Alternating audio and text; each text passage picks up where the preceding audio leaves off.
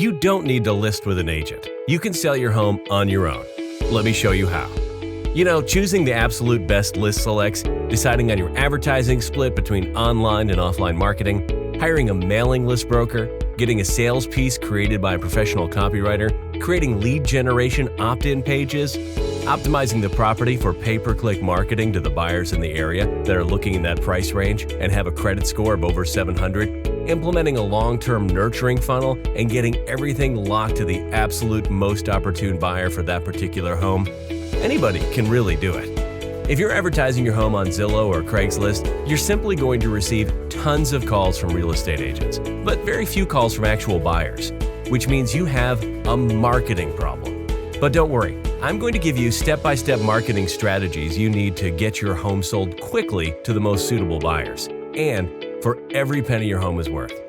You might want to take notes. First, you need to know who the most suitable buyer for your home is. For example, let's say you have a 2-story, 3-bedroom house with a first-floor master bedroom. Your home is likely going to sell to someone that's 35 to 50 years old with a couple of teenagers. Obviously, it can't go to a younger professional couple, as if they are having babies, they need their bedroom to be on the same floor as the nursery. As they get to the teenage years, the parents would want to be on their own level of the home. Since your home will sell in the 700s, your buyer will probably live in a home between $450,000 and $550,000 here in this area. And statistically, it'll be someone with the same school district. There are probably several communities that will be a good match for the move-up buyer.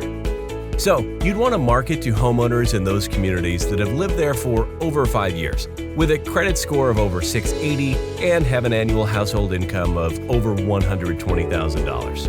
Now, if the property has a fenced-in yard, you can cross-reference with a list of people who own a dog or have purchased pet-related products. Would you agree with all the data capturing out there, whether it be scanning your rewards card or entering your phone number at checkout? As much as you can describe a person, you can get a list like that. So, who are you marketing to?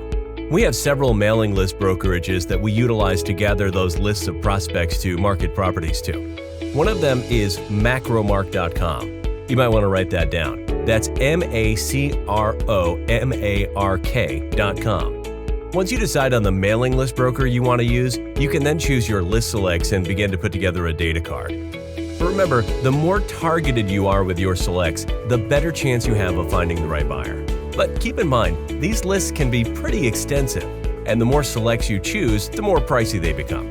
After you've got your list of prospective buyers, you'll want to figure out how you're going to reach them. If you decide to purchase a list with home and email addresses, you'll have 2 ways to specifically target them and let them know your house is for sale.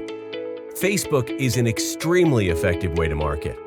A recent study showed that 52% of consumers were influenced by Facebook when making online and offline purchases, and rising. A Facebook business page will be needed, which is the only way you can run a Facebook ad. You'll want to load their email addresses into the Facebook custom audience. That way your ads will only be directed towards your prospects instead of a bunch of people who have no interest in buying a home.